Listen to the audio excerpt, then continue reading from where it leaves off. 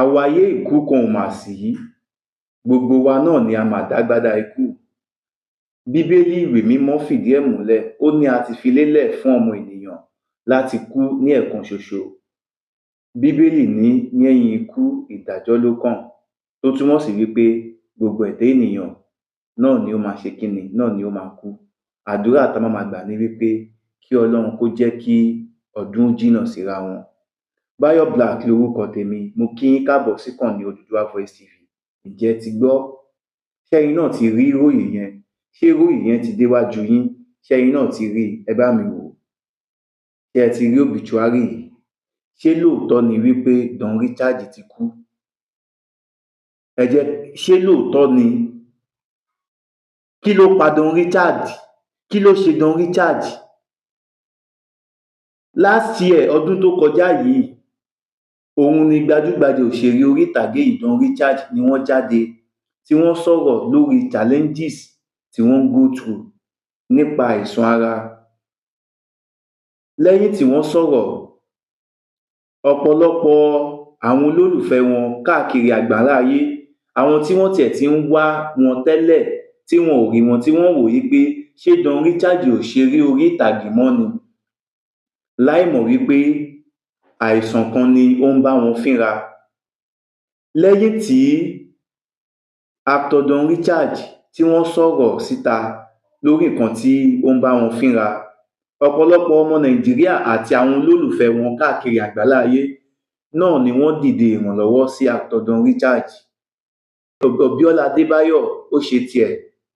Gbajúgbajà àáfàá kan ní orí social media tí wọ́n máa ń ta oògùn ìwòsàn, tí wọ́n tún máa ń fi àṣírí oògùn ìwòsàn lẹ̀ ní orí social media, tí ọ̀pọ̀lọpọ̀ èèyàn mọ̀ sí àáfàá Akeem. Àwọn náà gbìyànjú tiwọn, wọ́n gbìyànjú fún actor Don Richard. Kí ló wá lè fà á? Ṣé lóòótọ́ ni pé Don Richard kú? Ẹ̀yin èèyàn mi, Báyọ̀ Black lorúkọ tèmi, mo kí yín káàbọ̀ síkànnì Odùduwà Voice TV.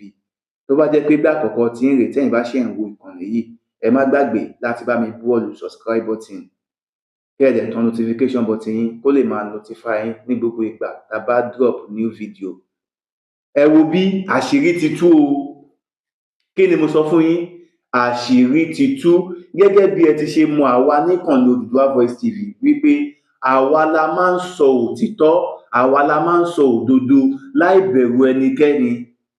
Mo máa ń sọ fún yín ẹ̀yin èèyàn mi, mo ní àìtèyín ká òun là ń dáwọ́ bò. Tá a bá máa pa buké, ẹ jẹ́ ká pa buké. Èwo ni bọ̀dà tẹ́yìn ń dùn? Kí ló máa ń fa ẹlòmíì kan máa dédé jí, ó dẹ̀ máa wò wípé kóun kàn lọ post anything? Ṣé wọ́n máa ń rokú ròyàn ni? Kí ló dé? Bíbélì ní wádìí ohun gbogbo dájú kí o sì dìrọ̀ mọ́ èyí tí ń ṣe òtítọ́. Inú ilé mi ni mo wà ní alẹ́ yìí ni àwọn olólùfẹ́ mi kan kọ́kọ́ pè mí láti Australia. Ó ní Báyọ̀ Black, mo ní máa. Ó ní o gbọ́ kí ló ṣẹlẹ̀ sọ́gá ẹ? Mo ní àwọn ọ̀gá tí mo ní pọ̀, èwo nínú wọn?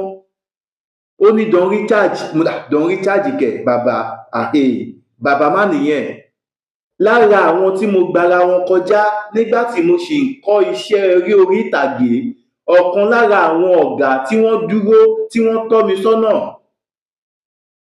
tí wọ́n guide mi, tí wọ́n put me through lórí acting. Ọ̀kan lára àwọn tí ò ṣe fọwọ́ rọ́ sẹ́yìn, òun ni Don Richard wà. Ìyá yìí wá pè mí, ó ní kí ló ṣe Don Richard? Mo tiẹ̀ wò pé bóyá màmá tiẹ̀ fẹ́ lù mí lẹ́nu gbọ́rọ̀, torí pé nígbà kan a ti fìgbà kan tẹ́sítì àwọn náà wípé Don Richard need ìrànlọ́wọ́, kẹ́ ẹ bá wa ran Don Richard lọ́wọ́. Ẹ dìde ìrànlọ́wọ́ ńgbà yẹn. Mo tiẹ̀ wò pé bóyá ó fẹ́ lù mí lẹ́nu gbọ́rọ̀ ni. Mo ní kò sí ohun tó ṣe Don Richard. Kí n tún lọ sórí WhatsApp mi báyìí, mo tún ti rí more than 300 messages lóríṣiríṣi. Báyọ̀ Black, is it true? Báyọ̀ Black, is it true? Odùduwà Voice, ṣé bó ṣe rí nìyẹn? Ìjẹ́ kí ni? Ó ní Don Richard kú kẹ̀. Mo ní kò possible. Aṣọdúnmọ́dún láwọ aṣọdúnmọ́dún, aṣòròmorò láwọ aṣòròmorò. Mo bá mú fóònù mi, mo bá pe ọ̀gá, hello sir, bí mo ṣe kọ́kọ́ pe ọ̀gá mi Don Richard, fóònù yẹn kọ́kọ́ ríngì wọn ò gbé. Mo ní Ọlọ́run màmá jọ̀ọ́, Ọlọ́run jẹ́wọ́ agbára ẹ, Ọlọ́run jẹ́wọ́ agbára ẹ, kọ́kọ́ máa gbọ́dọ̀ ṣe Don Richard. Mo bá bẹ̀rẹ̀ àdúrà, àwọn ọmọọṣẹ́ mi náà oníkálukú wa bá ń gbàdúrà, Ọlọ́run jọ̀ọ́ Ọlọ́run. Mo tún pe Don Richard, mo tún pè wọ́n ní ẹlẹ́ẹ̀kejì, fóònù yẹn tún ríngì, tún gbé. Mo ní Ọlọ́run, ọ̀rọ̀ yóò gbọ́dọ̀ jóòtọ́, ọ̀rọ̀ yóò gbọ́dọ̀ jóòtọ́, ọ̀rọ̀ yóò gbọ́dọ̀ jóòtọ́. Mo ní ọ̀rọ̀ yóò gbọ́dọ̀ jóòtọ́. Ẹ wo bí ká má tanra wa, kò tó ṣẹ́jú 5 bí Don Richard ṣe pè padà fún ara wọn nìyẹn lọ́ní Bayo Black. Mo ní sa, tí mo ṣe kọ́kọ́ gbọ́ ohùn wọn náà, mo kọ́kọ́ jó, mo yílẹ̀, mo yí kàtà fún Ọlọ́run. Mo ní Ọlọ́run o ṣé o, mo ní Ọlọ́run o ṣé o, bàbá ṣẹ́yìn ni mò ń bá sọ̀rọ̀. Wọ́n láwọn ni. Mo ní ṣó dẹ̀ dá yín lójú? Ọní Bayo Black, ṣó dá voice mi mọ̀mọ́ ni. Mo ní bí mo ṣe kọ́kọ́ pè yín tí ẹ ò gbé kọ́, mo ní ẹ̀rù tí kọ́kọ́ bà mí, ọlẹ́rù kí ni? Àwọn wà lórí setting gbà yẹn ni. Mo ní ṣé ẹ ti bẹ̀rẹ̀ location padà ni? Ó ní àrè, ibẹ̀ ni kò jókòó sí.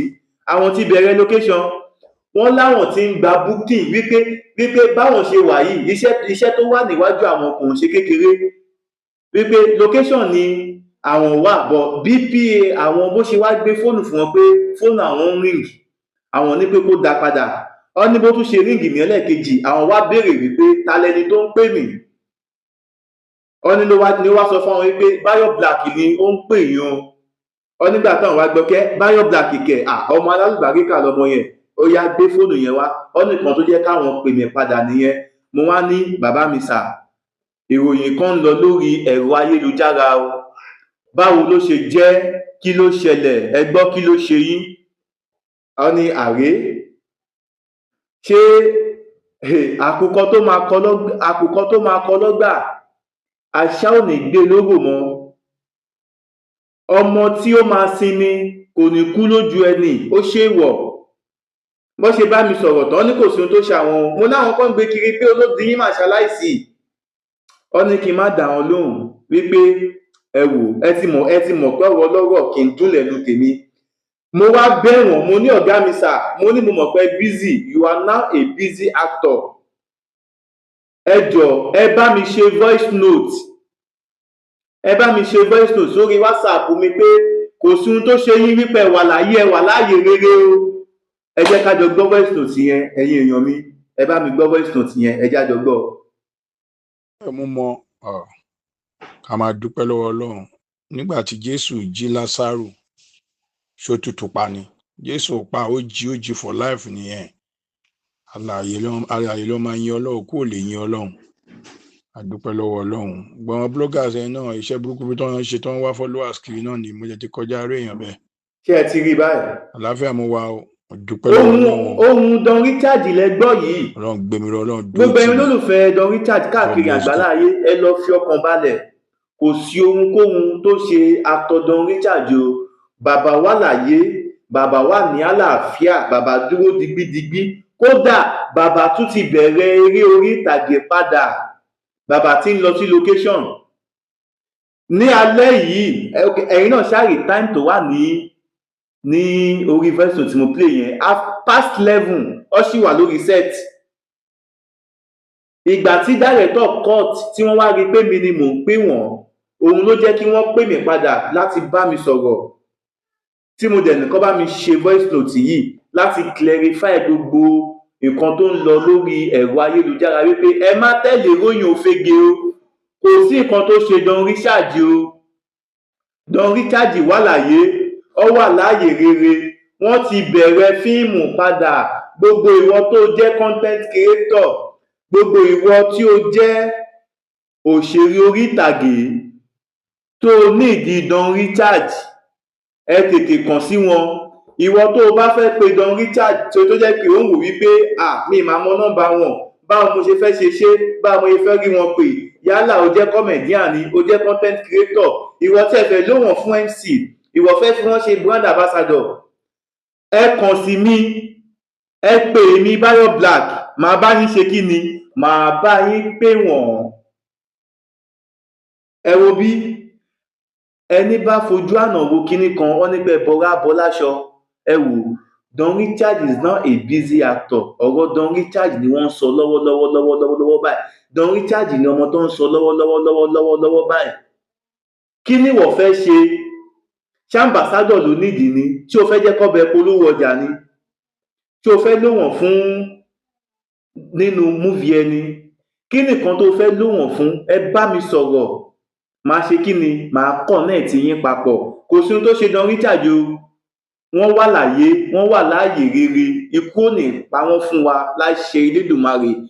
Tó gbogbo ẹ̀yin olólùfẹ́ Odùduwà Voice TV káàkiri àgbáláyé tí ẹ̀ ń wò wá, mo kí yín lẹ́ẹ̀kan sí pé ẹ káàbọ̀ síkànnì Odùduwà Voice TV. Tó bá jẹ́ pé ìgbà àkọ́kọ́ tí yín rèé tẹ́yin bá ṣe ń wò wá, ẹ má gbàgbé láti bá a buwọ́lù subscribe button, ẹ dẹ̀ tan notification button yín kó lè máa notify yín tá a bá ṣẹ̀ṣẹ̀ drop new video.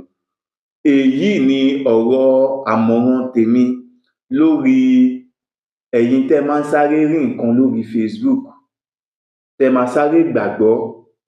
Àkọ́kọ́ náà, ẹ kọ́kọ́ wo authentication platform tó post irú nǹkan bẹ́ẹ̀ wípé ṣé platform tó legit ni? Ṣé platform tó legit ni? Àbí blogger tó ń wá nǹkan tó máa jẹ? Ṣé ẹ mọ̀ pé ẹlòmíì, and ẹ má jẹ́ kí n tàn yín, ṣé ń gbọ́? Torí mo receive call lọ́ọ̀yà kan láti orílẹ̀-èdè kí ni country tí bàbá yín wà náà? Okay, yes, láti Netherlands. Ọmọ Nàìjíríà ni wọ́n ní lọ́ọ̀yà yẹn, bọ́ ní pé kí n fi orúkọ bu àwọn láṣìírí. Ọmọ Nàìjíríà ni wọ́n láti orílẹ̀-èdè Netherlands. Ó pè mí torí gbogbo ìgbà yẹn a jọ wà ní Agége nígbà yẹn ni. Àwọn náà mọ̀ wípé mo jẹ́ ọ̀kan gbòógì lára àwọn tó gba ara Don Richard kọjá directly and indirectly. Ó wá pè mí, ó ní o gbọ́ kí ló ṣẹlẹ̀ sí Don Richard? Mo ní èmi náà try láti pè wọ́n kí n lè confirm. Ó ní tó bá jẹ́ pé irọ́ lẹni yẹn pa, ó ní tó bá jẹ́ pé irọ́ ni blọ́ọ̀gì tó post, ó ní tó bá jẹ́ pé irọ́ ló pa, ó ní àwọn máa bẹ́ ni ẹ fa kéèsì o. Ìwọ tó fẹ́ kọ ìkọkúkọ nípa Don Richard, àwọn human rights lawyer tí wọ́n ṣàtìlẹ́yìn fún actor Don Richard wọ́n ṣe kékeré o. Tó já sí wípé tó o bá sọ ìsọkúsọ nípa Don Richard, tó o bá kọ ìkọkúkọ nípa wọn, tó bá rẹ̀ gbá ọ máa fún ẹ ní lawsuit ni o. Ẹ tètè lọ sinmi agbájá, ẹ lọ jáwé agbéjẹ́. Actor Don Richard kì í ṣe ní àrífín o. Ẹ má rokúro Don Richard o. Don Richard ò kú o, wọ́n wà láyé, ó wà láàyè rere. Mo sọ ìmúdúró náà, ó tún dijọ́ mi ìjọ re. Bayo Black lórúkọ tèmi. Tó bá jẹ́ pé ìgbà àkọ́kọ́ tí ń rèé tẹ́yin bá ṣe ń wo ìkànnì yìí, ẹ má gbàgbé láti bá mi buwọ́lù subscribe button, kẹ́dẹ̀ tán notification button yín kó lè máa notify yín ní gbogbo ìgbà tí bá ń drop new video. A ó máa bọ̀bẹ̀ ní bẹ̀ṣọ àtẹ́lẹsẹ̀ a sì máa bẹ̀nà wò. Gbogbo ẹni bá ní a máa bọ̀, òun náà la ò ní dé bá láṣẹ Elédùmarè. Gbogbo ẹni bá ro kúrò mí, gbogbo ẹni bá ro bí ro mí, kó ní tọ̀hún kó tètè ya ṣe kí ni, kó tètè ya fi orí ààrẹ, kó tètè ya fi gbé ni o. Nítorí pé kí ni, oko tá bá sọba ọ̀pẹ ni ọ̀pẹ ń dá padà bá ní. Ẹ gbọ́, ẹnu báyìí ní ẹsẹ̀ fi ń pàkó ojú ọ̀nà. Gbogbo ẹni bá ro bí ro mí, gbogbo ẹni bá fẹ́ bà tèmi jẹ́, gbogbo ẹni bá ro kí tèmi wàlíì kó bàjẹ́, láṣẹ Elédùmarè tí ẹni kó bàjẹ́ o. Pó gbogbo ẹ̀yin olólùfẹ́ mi tẹ́ ti ń rí owó tẹ́ fi ń ra dátà gbà lónìí wọbẹ̀ láṣẹ Elédùmarè. Ẹ̀yin lẹ́ ó máa ṣe nǹkan ò ní ṣe yín. Mo sọ ìmúdúró náà, ire o.